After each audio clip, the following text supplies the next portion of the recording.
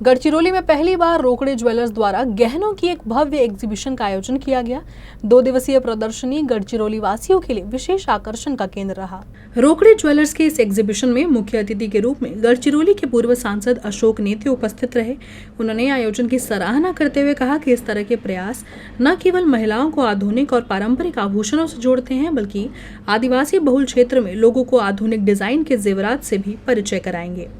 इस exhibition में रोकड़े jewellers ने अपने खास और यूनिक कलेक्शन को प्रदर्शित किया, जिसमें पारंपरिक महाराष्ट्रीयन गहनों से लेकर आधुनिक डिजाइनों तक देखने को मिले। खासकर सोने और चांदी के गहनों की रेंज ने महिलाओं को खूब आकर्षित किया। गढ़चिरौली में रहने वाले स्थानीय नागरिकों ने एग्जीबिशन का दौरा किया और गहनों की सराहना की। 2 दिन तक चलने वाले इस आयोजन में ग्राहकों के लिए विशेष ऑफर और स्कीम्स भी रखी गई थी, जिससे खरीदारों में उत्साह और भी बढ़ गया। आज हा जिल्हा विकासाच्या दृष्टीनं पुढे आहे।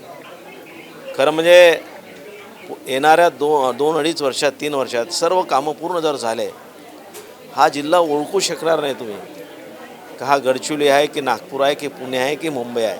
असा चांगला जिल्हा हा होणार आहे आणि अशा चांगल्या जिल्ह्यामध्ये रोकड़े ज्वेलर्सनी पाय रोवला ही आनंदाची गोष्ट आहे।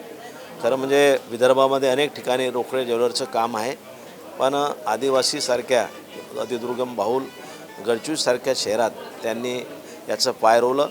निश्चितच रोकड़े ज्वेलरला याचा फायदा झाल्याशिवाय नाही, या माध्यमातून अनेक पुन्हा ब्रँच वाढल्याशिवाय नाही। या रोकड़े ज्वेलर्सला आज जे एक्झिबिशन झालं त्या एक्झिबिशनला मी खूप खूप शुभेच्छा देतो। मला सर्वात जास्त आनंद यासाठी आहे की मराठी माणूस हा संपूर्ण देशामध्ये ज्वेलरीच्या व्यवसायामध्ये आपलं नाव कमावतो आहे। हे आमच्यासाठी मराठी माणसासाठी अत्यंत अभिमानाची बाब आहे, कारण